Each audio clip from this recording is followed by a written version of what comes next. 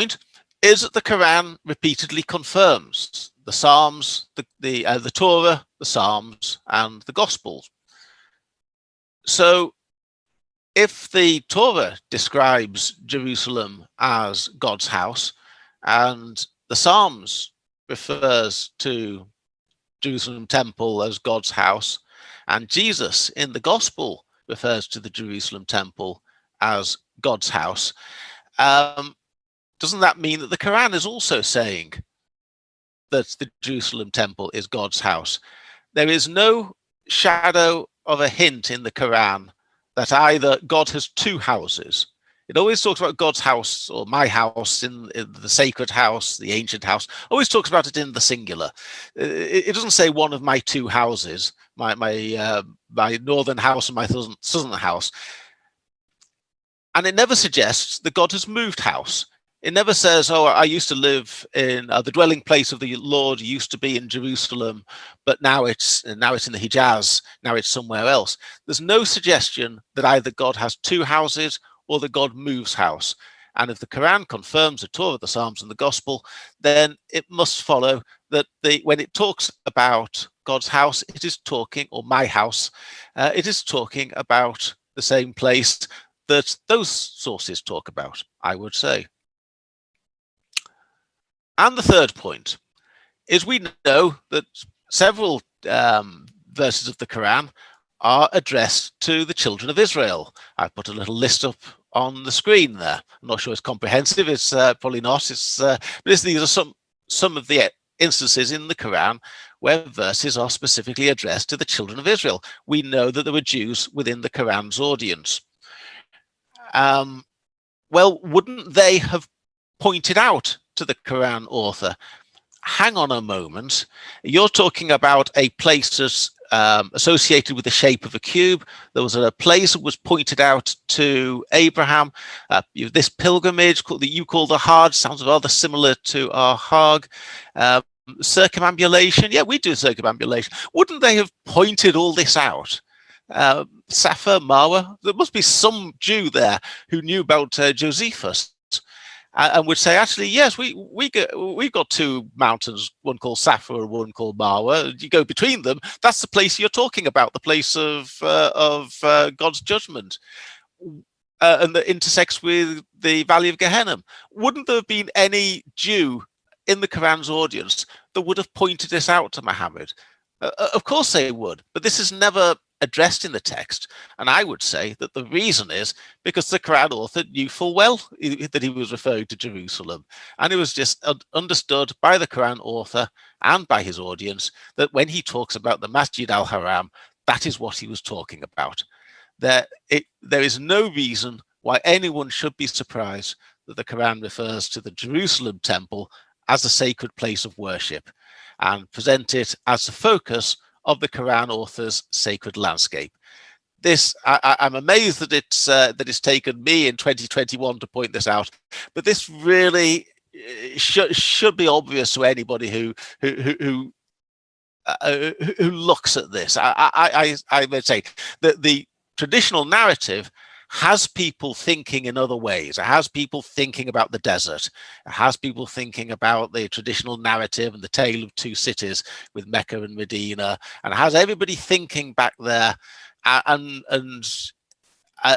yet, if one looks at it with a fresh pair of eyes, I think it's absolutely clear that the Quran is talking about the Masjid al-Haram, is talking about Jerusalem. I'd absolutely love to hear something I've never heard before, which is somebody actually try and refute this. I've had people call me names and dismiss it as nonsense, but I would love somebody to actually go through this and actually tell me that these are all coincidences, that it's all one bizarre series of, 13 or 14 coincidences. I'd love somebody to try and argue that. Now, to be fair, the vast majority of Muslims who are going to be watching this will not even be aware of first of all, what the Quran says or what the traditions say. All of those that I've had this kind of discussion with on the historical anachronisms in the Quran or in the traditions, almost all of them, the only ones that have been able to come back or try to defend it are the much more knowledgeable Muslims who in themselves have seen that this is a problem.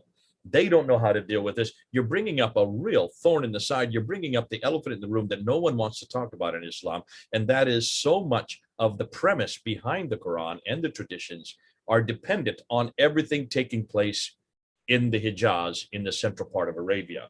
And what you're pointing out, this just cannot be, you cannot do this, especially with what we now know of all the historical and archaeological evidence that supports the biblical text, the biblical characters all existing 1,000 miles further north. The elephant in the Quran, Jake. We've talked about the elephant already, so we're not going to get into that. Okay, that was a great one, and I love what you did with that one. God bless. So, if the references in the Quran to the Masjid al-Haram are references to Jerusalem or the Jerusalem temple, what is the significance of this? Well, first of all, believers are told to pray towards it or to face towards it when they pray in Surah 2, verse 144, and later on 149 and 150. Well, this is not any great surprise to anybody who knows the Hebrew Bible. There are various references there to facing towards Jerusalem when one prays. To find somebody in the writing a book in the traditions of Abraham and Moses to tell them to face towards Jerusalem when they pray would not be, I think, a surprising thing. Secondly, the Quran's audience are told to make a pilgrimage there in Surah 2, verse 196. Well, again, that's not unusual. That's what the book of Deuteronomy says in Deuteronomy chapter 16, where it sets out these three pilgrimages known as the Hajj. So the notion of making a pilgrimage to Jerusalem is quite a robust and well documented theme within the Bible. The Psalms. Jay, you will know better than I do that the Psalms will talk about pilgrimages to Jerusalem as a totally normal part of one's religious faith. Yes, and we went into that. In fact, you talked about Buckeye as being part of that pilgrimage, and I was the rest up on the way to it. And of course, then you did a great job of the circumambulation and the counterclockwise and all the other material and the shaving of heads that was done all at the time of the pilgrimage. So this is well documented. It was the departure point for the night journey. So in Surah 17, the Quran's author describes leaving the Masjid al-Haram in order to go to the furthest place of prostration, the furthest place of worship. I have an exegesis of this, but it takes a little bit too long for today, so we'll just park this for the time being. But it's traditionally understood as a journey to Jerusalem. The opposite is the case. It is a journey from Jerusalem to somewhere else, and I will explain that, but that's a whole different story. More crucially, it is a place from which the Quranic community or parts of it had been expelled and which they are ordered to fight to regain. This is a theme that is returned to in Surah 2, verse 191, and then verse 217, Surah 8, 34, and then Surah 22, verse 25. The Quran's audience are told to fight not in the Masjid al-Haram if they can help it. Don't fight in the Jerusalem temple, but to fight to regain access to the Jerusalem temple, and as the Quran says, to expel them from where they expelled you. So on my thesis, if I'm correct, we should find that members of the Quran audience have been expelled from Jerusalem. Well, let's hold that thought. It's a place that God promised them that they would enter. That's the verse, I think, or very close to the verse which talks about shaven heads. It says, Surah 48, verse 27, God promises them that they will, the Quran's audience, that they will enter the Masjid al-Haram, will enter Jerusalem with shaven heads. Seems to be a place where they make a treaty, because there is a treaty made at the Masjid al-Haram in Surah 9, verse 7. That's interesting. and it is a place from where they are eventually able to exclude their opponents. Surah 9, verse 28, Muslims or the Quran's audience are able to expel the mushrikun from the Masjid al-Haram on pain of death. So what we are looking at, what we are looking for, is a place, or maybe is Jerusalem, from which has had some people expelled from it, where the Quran audience, on my theory, would be fighting to recapture it, and when they eventually do recapture it, and then exclude their opponents from it. So, in a nutshell, and I'll come back to this in a future video, Jay, if you're happy to have me back. No, you haven't got to the best stuff yet, though. That's yet to come. That's what we're going to do next.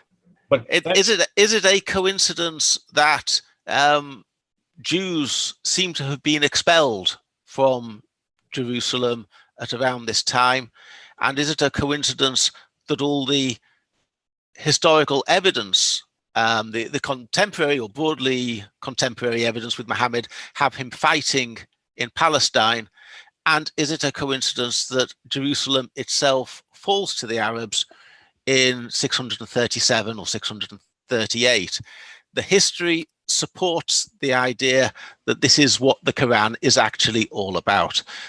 For the first time in 14 centuries, we are now in a position to read the Quran and actually understand what it's talking about, because it's talking about Jerusalem. It's talking about it as a holy, sacred place to which people should pray and make pilgrimage, but it's also talking about it as a military objective, and it's not some hypothetical, detached story. This is exactly what we see in history. We see Jerusalem being the center of battles during this period, and we see that the Arabs do capture Jerusalem and are able to exclude their opponents from Temple Mount. Thanks so much, Paul. This has been good. This is an introductory to this next series of talks that you're going to be doing. We're going to end it there. This is, in some ways, what you have done is you're laying out your Jerusalem thesis even stronger. And you're not only going back to the Quran itself and looking at verses in the Quran, which support all these references to Jerusalem, all these references to the Masjid al-Haram, all these references to the pilgrimage and everything that happens there that we now know happens in Jerusalem. But you're now going to be moving into the historical, you're going to look at the historical scenario. And this is what I really want to get into. That'll be next. But until then, we need to shut it down here, stop here, and let people digest what you've already done. Come back to us. Certainly engage with Paul. He will be looking at the comments. He will be engaging with you. Sit tight. We've got an awful lot yet to do. It's yet to come. Until that time, this is Paul and Jay, 3,000 miles apart. Over and out.